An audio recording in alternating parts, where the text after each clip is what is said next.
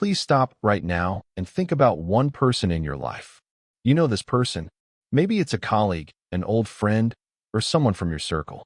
This person always seems to be in the right place at the right time. Opportunities fall into their lap. They meet the right people, get promotions, and find money where others only see obstacles. And you look at them and think, why not me? What do they have that I don't? Were they just born under a lucky star? Or is it something else? Let me tell you something right now that might surprise you or even annoy you. Luck is not a coincidence. Abundance is not a lottery. And what you see in that person is not magic and not chance. It's a specific set of habits, beliefs, and ways of thinking that attract good things just as surely as a magnet attracts metal. And the most important thing, all of this can be learned. Today, we're going to break this down for real. No fluff, no abstractions, no promises that you'll wish for something and it'll appear on its own. We're going to talk about the real mechanisms behind why some people live in a constant flow of opportunities while others tread water for years. And I promise you one thing. By the end of this video, you will look at your life through completely different eyes. Let's go. Let's start with the most fundamental question. What is luck really? Most people think of luck as something external. As if somewhere in the universe, there's a giant random event generator that sometimes gives you a winning ticket and sometimes doesn't. And you wait for your turn. This is a very convenient position because it removes all responsibility from you. Bad luck? Not your fault. The universe isn't in the mood. But research says something completely different. Richard Wiseman, a British psychologist, conducted one of the most fascinating studies in this field. For 10 years, he studied people who considered themselves lucky and people who considered themselves unlucky. And do you know what he discovered? Lucky people didn't just receive more positive coincidences. They noticed them, used them, and created them. Unfortunately, people literally walked past opportunities right in front of them. In one experiment, he gave participants a newspaper and asked them to count the number of photographs inside. On the second page, in large letters, was an announcement. Tell the experimenter you see this and receive £200. Most of the unlucky people didn't notice the announcement. They were so focused on the task of counting that they missed a huge opportunity right in front of their eyes. This is not a metaphor. This is literally what happens in life. Luck exists, but it exists for those who know how to see it. Now let's talk about the first and most powerful tool that makes a person a magnet for good things. It's how you talk to yourself. Your inner monologue. And I don't mean some mysticism about affirmations and law of attraction. I'm talking about a concrete neurological reality. Your brain is not just a computing machine. It's a filter. Every second, about 11 million bits of information crash down on you. Your eyes, ears, skin, nose, all of it constantly collecting data. But your conscious mind can only process about 50 bits per second. Everything else goes to the trash. Your brain decides on its own what's important and what's not. And do you know what principle it uses to make that decision? The principle of what you tell it to look for.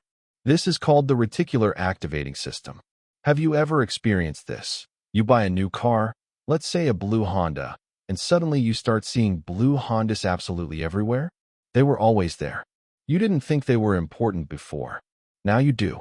So, if you constantly tell yourself, I never get lucky, all the good things go to other people, I'm not good enough for this, your brain calibrates exactly to that filter. It starts looking for confirmation of these beliefs and finds them everywhere. This is called confirmation bias. You see what you already believe. Lucky people, as a rule, have a different internal dialogue. Not because they're naive or live through rose-colored glasses, but because they've learned to ask their brain different questions. Not, why does this always happen to me? But what can I do with this right now? Not, I don't deserve this, but what do I need to get this? It's a small shift that changes absolutely everything. Try it today. Catch yourself in a negative thought, and you will catch yourself, I promise, we all do it. And ask yourself a different question. Not, why is this so bad? But what good can I extract from this? This isn't pretending. This is training a different filter of perception. The next element I want to break down is a topic that gets talked about a lot, but is understood very little. It's the energy you radiate. And again, I'm not going to drift into mysticism. Let's talk about what actually happens on a biological and social level. People are social creatures. Our brains are incredibly finely tuned to read other people. We pick up the tiniest signals: body posture, microexpressions, tone of voice, pace of speech. And we do this automatically, in fractions of a second, long before a person has even said a word. This is an evolutionary survival mechanism. In the past, it helped us determine who was a friend and who was a threat. Today, it determines whether people want to communicate with you, whether they trust you, and whether they want to help.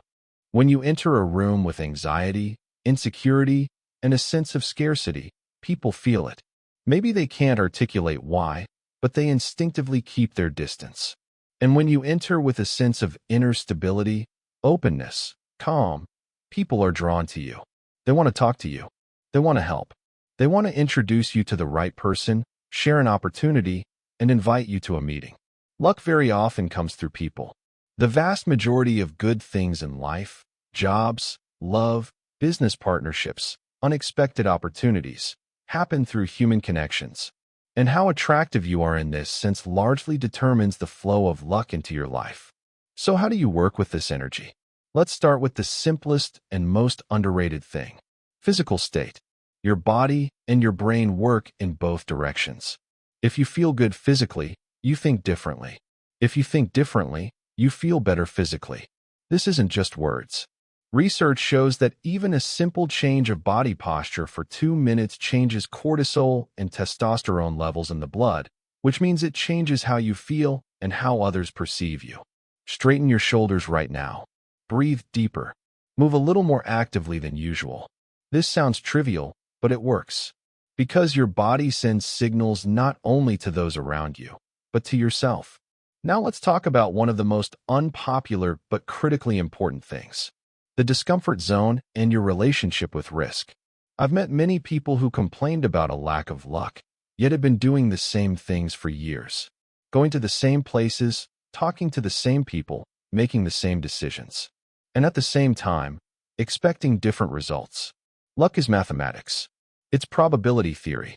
The more different actions you take, the more new places you visit, the more new people you meet, the more new ideas you try, the higher the probability that one of those actions will lead to something incredible. This isn't romance.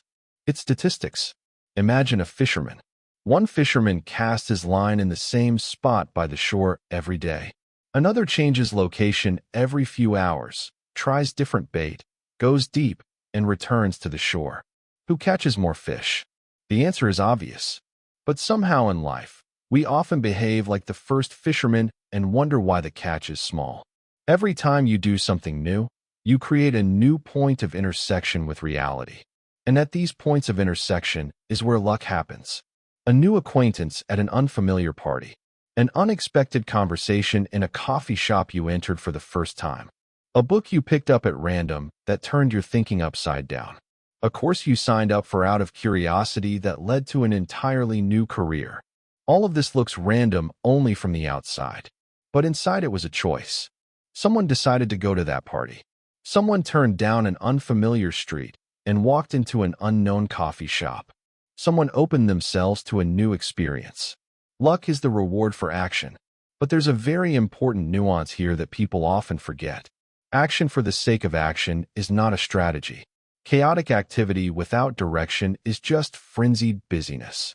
And frenzied busyness doesn't attract abundance. It repels it. Because busyness is a sign of panic, scarcity, and fear. And these are exactly the states that people read and instinctively step away from. A true magnet for luck acts from a state of intention, not a state of desperation. There's a huge difference between "I'm trying everything because nothing works" and "I'm exploring new possibilities because life is full of interesting things." The first is the vibration of fear. The second is the vibration of abundance. And again, I'm not talking about mysticism. I'm talking about what people around you feel and how they react to it. Now let's talk about something that personally confused me for a long time. It's the connection between gratitude and luck. When I first heard about a gratitude practice, I honestly rolled my eyes. It seemed like another soft piece of advice from the think positive and everything will work out category. But then I started digging deeper, and what I discovered completely changed my relationship with this concept. Neurologists found that when we experience genuine gratitude, the brain releases dopamine and serotonin. The same neurotransmitters are released when we receive a reward. This is literally brain training to notice good things. Regular gratitude practice changes neural pathways. Your brain begins by default to notice the positive aspects of any situation, and this directly affects how many opportunities you see around you. There's also a social aspect. People who know how to be genuinely grateful and express that gratitude attract other people. When you sincerely thank someone, when you notice and appreciate what others do for you, you create an emotional connection. And emotional connections are the foundation of social capital. This is what makes people want to help you again, share information with you again, and open doors for you again. The practice is simple. Every evening, and this takes literally 3 minutes, write down 3 specific things you're grateful for today. Not abstract, I'm grateful for life. But specific things. I'm grateful for the conversation with a colleague who suggested a new approach to my task. I'm grateful for the delicious coffee in the morning that gave me a small moment of pleasure. I'm grateful that my child laughed this evening. Specificity matters. It trains the brain to notice details. And luck lives in details. Pause right here. Think. What are you grateful for right now, at this very moment? Even if life seems difficult, there's always something good. Find it. All right. Now I want to talk about something that sounds counterintuitive, but is one of the most powerful principles of abundance. It's generosity. Most people think of abundance as accumulation. The more you hold, the more you have.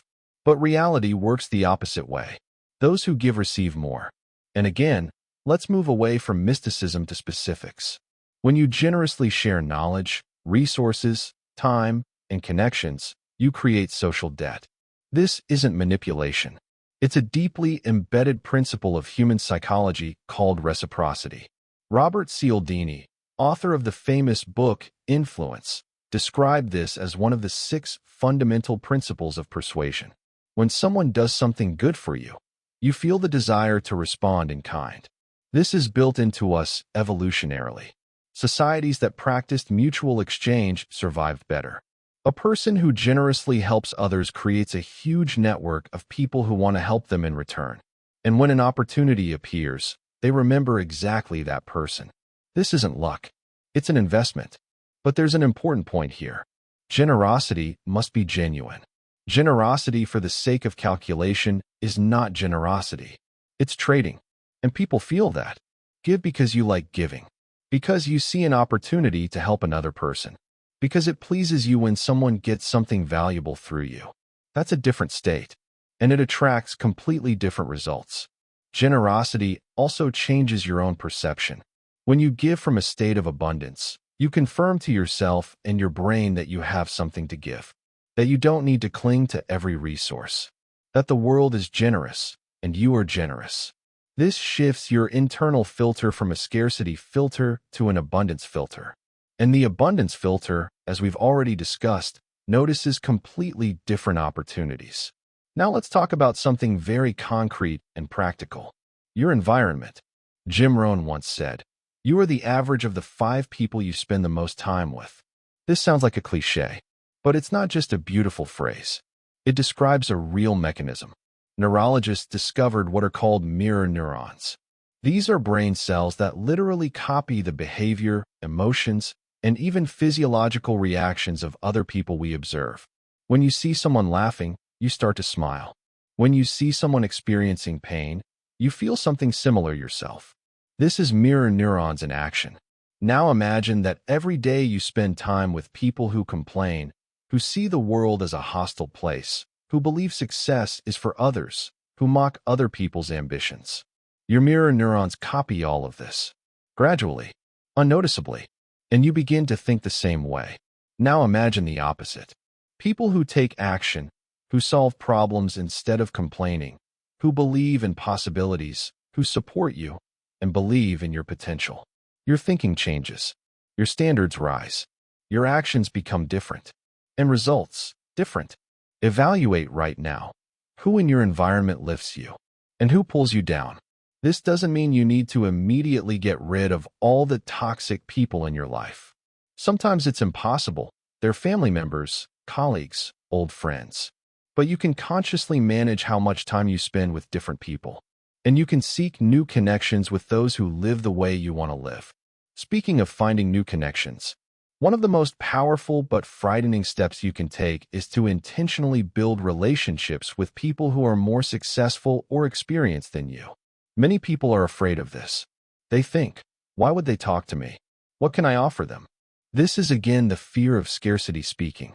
But the reality is that successful and generous people, and those are precisely the kind who achieve real success, are genuinely happy to help those who show curiosity, enthusiasm, and willingness to learn. Don't wait for an invitation. Go yourself. Ask smart questions. Listen. Say thank you. Be useful. And don't treat every interaction as a transaction. Build real relationships. This is a long-term investment with an incredible return. Let's now talk about something that ties everything said above together. The state of flow, as psychologists call it. Mihai Csikszentmihalyi, the Hungarian-American psychologist, dedicated decades of research to this.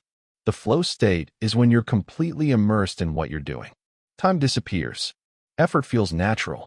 You function at the peak of your abilities. And here's what's interesting. People in a flow state don't just work better. They literally attract more. Because they're living in the present moment, not in anxiety about the future or regret about the past. Because they're doing what genuinely matters to them. Because in this state, energy is directed, not scattered. How do you enter this state? Find what truly captivates you. What makes you forget about time? Where your skill level and the difficulty level of the task roughly match. Challenging enough to be interesting, but not so challenging that anxiety appears. This is the golden zone of flow. People who regularly experience this state produce more valuable output, generate more ideas, inspire more trust, and, yes, attract more luck. Because luck loves passion. Luck loves energy. Luck loves people who live fully, not at half power.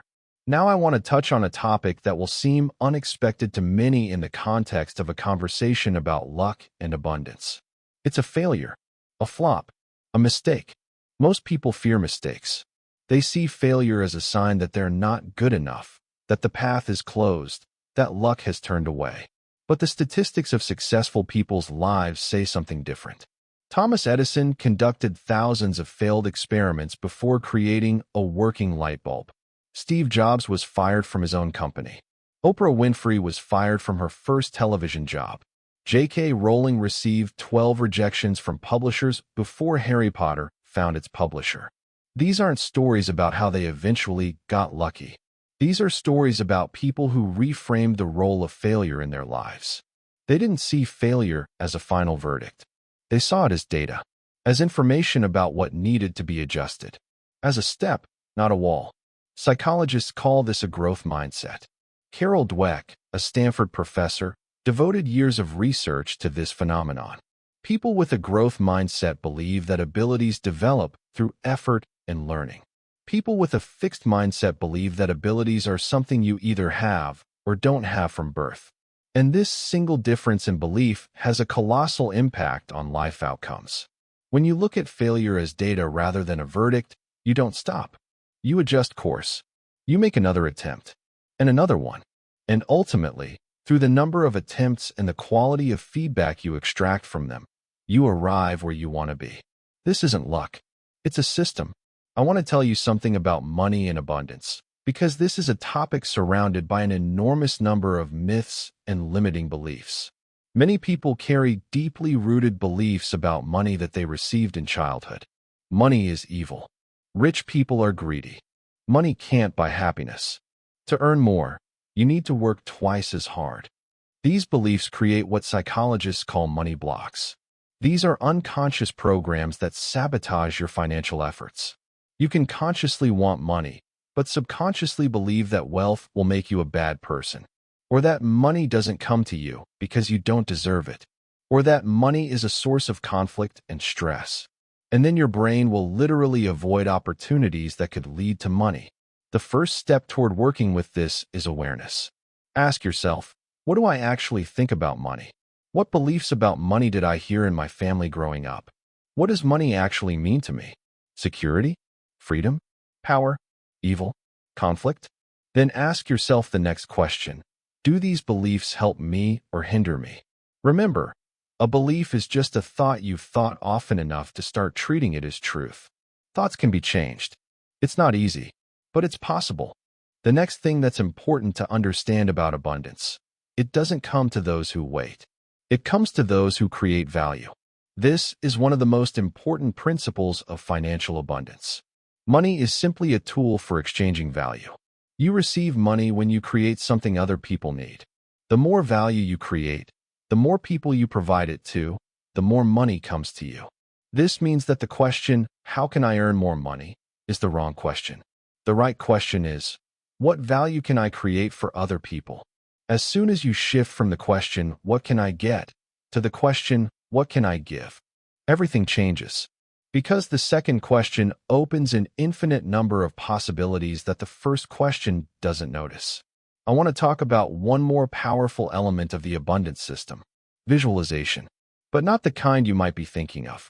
Not just dreaming about what you want and waiting for it to materialize. This is a practice called functional visualization. Research shows that visualizing the process, not just the result, is significantly more effective. Don't just imagine what it's like to have what you want. Imagine step by step what you do to get it. Imagine how you would overcome specific obstacles. Imagine the conversation you need to have. Imagine the decision you need to make. Imagine the moment when it becomes difficult and how you keep moving forward. This works because the brain doesn't distinguish very well between real experience and vividly imagined experience. Neural pathways that activate when you do something and those that activate when you vividly visualize it are very similar.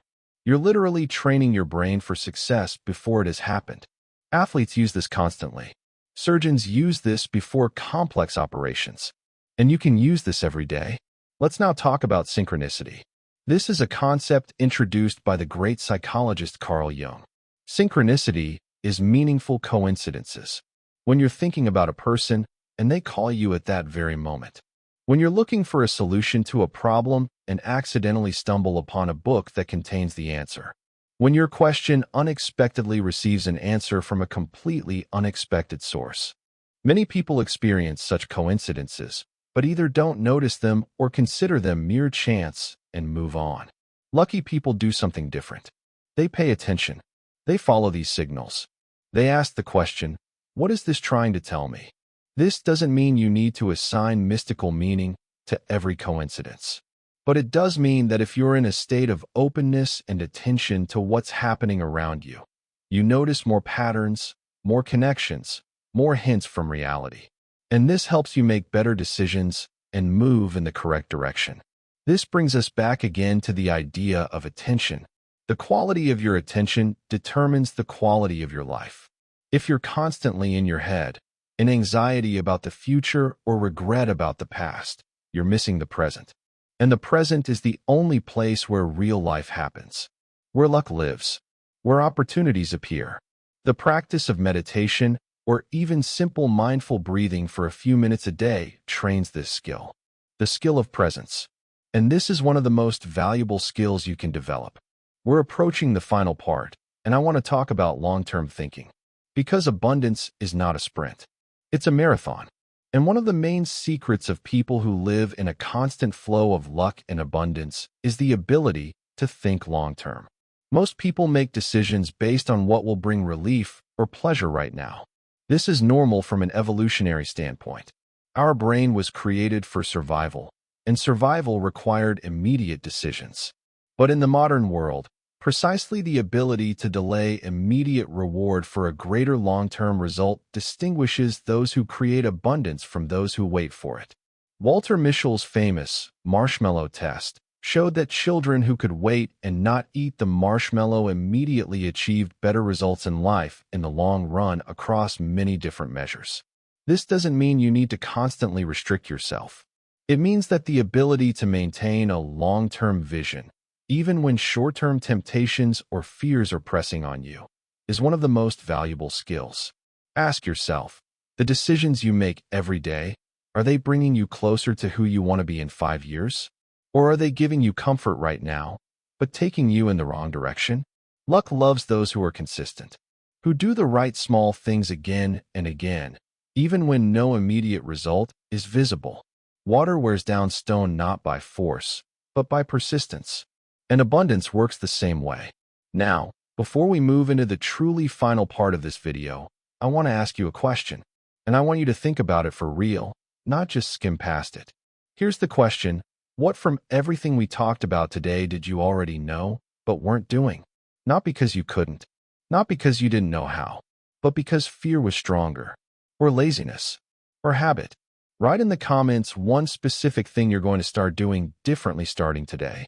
One thing, not 10, not a list. One, because one real action is worth more than 100 planned ones. And I promise, I genuinely want to read this. It matters to me to know what's happening in your head after this video. So drop it down below. What's your one thing? So let's bring everything together. Becoming a magnet for luck and abundance is not about being born under a lucky star. It's not about magical rituals or blind faith that the universe will organize everything on its own.